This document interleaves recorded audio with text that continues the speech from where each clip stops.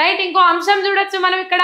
ముఖ్య నేత మెడకు ట్యాపింగ్ ఉచ్చు, రాంగ్ బూమరాంగ్. పార్టీ కార్యదర్శి నుంచి వివరణ కోరిన ఏఐసిసి త్వరలో అంతర్గత విచారణకు ఆదేశించే ఛాన్స్, తెలియదని తప్పించుకునేలా ముఖ్య నేత ప్లాన్, ఓ పోలీసు అధికారిని దోషిగా చూపేలా ఎత్తులు అని చెప్పేసి అయిపోయి అధికారులను బలి చేస్తా ఉన్నారు. హెచ్సిఈ భూముల అధికారులనే, లేకపోతే రైతులు యూరియా కోసం తిప్పుల పడితే కలెక్టర్లను. ఇక ఈడ ఫోన్ ట్యాపింగ్లు చేసిండ్రు బరాబరే. ఆ నిఘా వ్యవస్థ ఏదైతే ఉన్నదో 6 మందితోని నిఘా వ్యవస్థని ఏర్పాటు చేసుకున్నారు.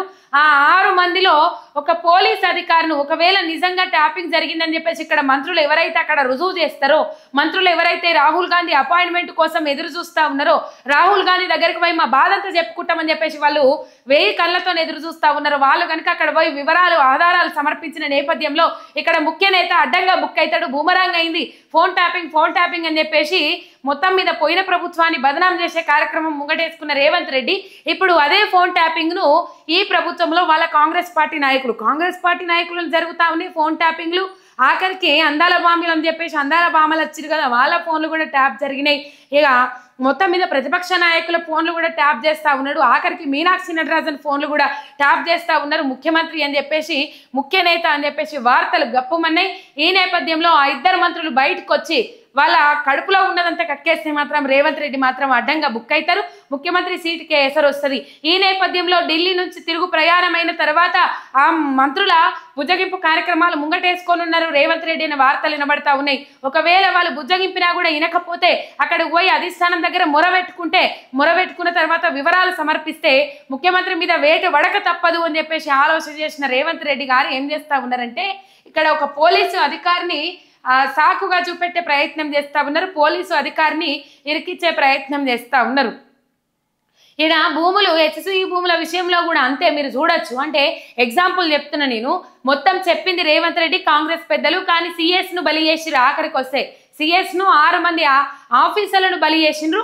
వాళ్ళకి ఇప్పటికీ హెచ్సిఈ భూముల విషయంలో కేసులు పెడతాం, జైల్లో పెడతామని చెప్పేసి సుప్రీంకోర్టు ధర్మాసనం మొట్టికాయలు వేస్తానే ఉన్నది, ఆదేశాలు జారీ చేస్తానే ఉన్నది.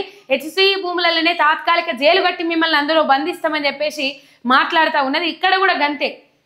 మొత్తం మీద ఈ ఫోన్ ట్యాపింగ్ ఉచ్చు మొత్తం రేవంత్ రెడ్డి ముఖ్య నేత చుట్టూ బిగిస్తా ఉన్నది. ఈ బిగిస్తున్న నేపథ్యంలో ఇది బూమరాంగ్ అయింది కాబట్టి పార్టీ కార్యదర్శి నుంచి వివరణ కోరిన ఏఐసిసి అని చెప్పేసి ఇక్కడ ముఖ్య కార్యదర్శి ఎవరైతే ఉన్నారో వాళ్ళ నుంచి వివరణ కోరింది ఏఐసిసి అధిష్టానం. మొత్తం మీద అక్కడ పోయి వాళ్ళే కంప్లైంట్ చేసిండ్రు. ఆఖరికి మీనాక్షి నటరాజన్ కూడా ఫోన్ ట్యాపింగ్ అయింది అని చెప్పేసి కంప్లైంట్ చేసిండ్రు అనే అంశాలు తెర మీదకి వచ్చినాయి. రైట్. హద్దు మీరిన ఫోన్ ట్యాపింగ్ అంశం కాంగ్రెస్ పార్టీని కుదిపేస్తున్నది. ఏకంగా ఢిల్లీ దూత ఫోన్నే ట్యాప్ చేశారన్న కథనాల నేపథ్యంలో ఏఐసిసి తీవ్రంగా స్పందించినట్లు పార్టీ వర్గాల్లో చర్చ జరుగుతూ ఉన్నది. మొత్తంగా ఈ వ్యవహారం అటు తిరిగి ఇటు తిరిగి ముఖ్య నేత మెడకు చుట్టుకునేదాకా వచ్చినట్టు గుసగుసలు వినిపిస్తా ఉన్నాయి. ఆ 2 మంత్రుల చేతులలో ఉన్నదొల్ల గంట సంభాషణ. ఎవరి సంభాషణనైతే విన్నారో ముఖ్య నేత, ఆ 2 మంత్రుల చేతులలో ఉన్నది అసలు ముచ్చటంతా. రాజగోపాల్ రెడ్డి కూడా ఓపెన్ అయినట్టు, ఏకువై మేకు తయారైనట్లు ఈ 2 మంత్రులు కూడా ఓపెన్ అయ్యి అన్ని వివరాలు అధిష్టానం దగ్గర దాకా చేరవేసి వాళ్ళు మీడియా ముంగటికి వచ్చి, లేకపోతే మా ఫోన్లు ట్యాపింగ్ జరిగినాయి అని చెప్పేసి ధైర్యం చేసి వాళ్ళు ముంగటికి వచ్చి చెప్తే అయిపోయింది. రేవంత్ రెడ్డి పని అవుట్ అయినట్టే. రేవంత్ రెడ్డి ముఖ్యమంత్రిగా తీసేస్తారు రేవంత్ రెడ్డినిగా. ఇదేం చిల్లర బుద్ధి, ఇదేం శిల్పి చేస్తారు అని చెప్పేసి మాట్లాడతారు. మొత్తం మీద ముఖ్యమంత్రి పదవికి ఎసరు వచ్చి పడ్డట్టే. ఏ సీటునైతే కాపాడుకోవడానికి ఫోన్ ట్యాపింగ్ చేసిండో అదే ఫోన్ ట్యాపింగ్ ఇలా ఆ సీటు కిందకి ఎసరు తీసుకొచ్చి పెట్టేలాగా ఉన్నది. రేవంత్ రెడ్డికి ఉచ్చు బిగుస్తా ఉన్నది అని చెప్పేసి వార్తలు అయితే సోషల్ మీడియాలో వైరల్ అవుతా ఉన్నాయి. పాలనా వైఫల్యాలను కప్పిపుచ్చుకునేందుకు ప్రయోగించిన ఫోన్ ట్యాపింగ్ అస్త్రం ఎదురు తిరిగిందని, ఆయన పదవికి ముప్పు తెచ్చే పరిస్థితికి తెచ్చిందని చర్చించుకుంటున్నారు. ఈ వ్యవహారంపై త్వరలో అంతర్గత విచారణకు ఆదేశించనున్నట్లు సమాచారం. దీంతో తాను బయటపడడానికి ఉన్న అవకాశాలపై ముఖ్య నేత అధికారులతో చర్చలు జరుపుతున్నట్లు ఇక్కడ వార్తలు వినబడతా ఉన్నాయి. మొత్తం మీద ఈ ఉచ్చు నుంచి తప్పించుకునేందుకు ముఖ్య అధికారులతో చర్చలు జరిపినరట. ముఖ్యమంత్రి రేవంత్ రెడ్డి ఎట్లా తప్పించుకోవాలి ఏం కథ అన్న దాని మీద చర్చలు జరుగుతూ ఉన్నాయట. ఈ వార్త మనకు కనబడతా ఉన్నది. ఇక ఊహించని దెబ్బ పడనున్నది రేవంత్ రెడ్డికి అనేది అయితే ఇక్కడ క్లియర్ కట్గా అర్థమవుతా ఉన్నది. నిజంగా ఇది ఊహించని దెబ్బనే రేవంత్ రెడ్డికి.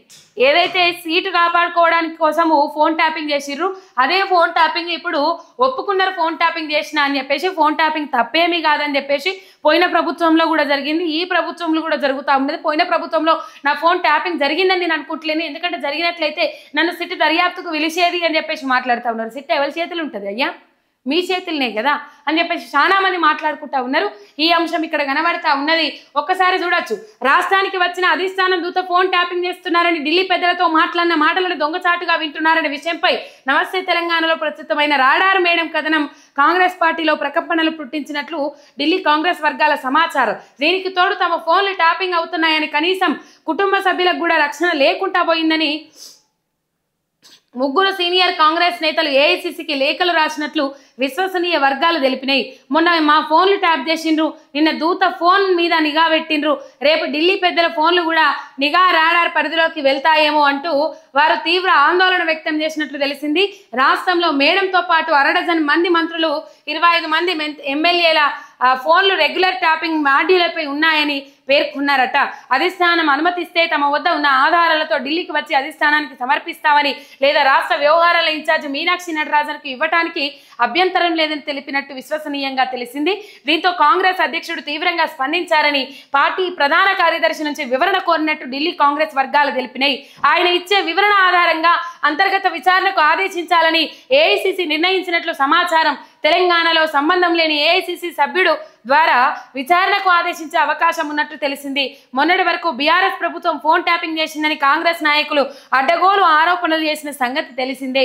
తీరా తీగలాగితే డొంక కదిలినట్టు అసలు ఫోన్ ట్యాపింగ్లు చేసింది బీఆర్ఎస్ పార్టీ కాదు, చేస్తున్నది నేనే అని చెప్పేసి ఢిల్లీలో చిట్చాట్లో ఒప్పుకున్నారు రేవంత్ రెడ్డి. బహిర్గతంగానే బాహటంగానే ఒప్పుకున్నారు. పోయిన ప్రభుత్వంలో నా ఫోన్ ట్యాపింగ్ కాలేదు, అప్పుడేమో అంతకుముందేమో అధికారంలోకి రావడం కోసం, అధికారంలోకి వచ్చిన తర్వాత బీఆర్ఎస్ పార్టీని బలహీనపరచడం కోసం, బీఆర్ఎస్ పార్టీ నాయకులను దెబ్బతీయడం కోసం ఫోన్ ట్యాపింగ్లు చేసిండ్రు, భార్యాభర్తల సంభాషణలు విన్నారు. అట్లా ఇట్లా మాట్లాడిన రేవంత్ రెడ్డి ఇలా సీన్ రివర్స్ అయ్యేసరికి మొత్తం మీద ఫోన్ ట్యాపింగ్ నేరమేమీ కాదు, ఫోన్ ట్యాపింగ్ చేసుకోవచ్చు అని మాట్లాడుతూ ఉన్నారు. ఇది ఒక రాష్ట్ర, ఒక దేశ భద్రతను కాపాడే నిమిత్తం చేస్తే తప్పులేదు, ఒక గూఢాచార వ్యవస్థ ఉంటే తప్పులేదు. కానీ వ్యక్తిగత ప్రయోజనాల కోసం, వ్యక్తిగత స్వలాభం కోసం ఫోన్ ట్యాపింగ్ చేస్తే మాత్రం తప్పు. ముమ్మాడికి ఈ నేరం రుజువైతే రేవంత్ రెడ్డి జైలుకు పోక తప్పదు, ఓ కేసు ఇంకోటి ఫైల్ కాక తప్పదు అని చెప్పేసి నిపుణులు మాట్లాడుతూ ఉన్నారు.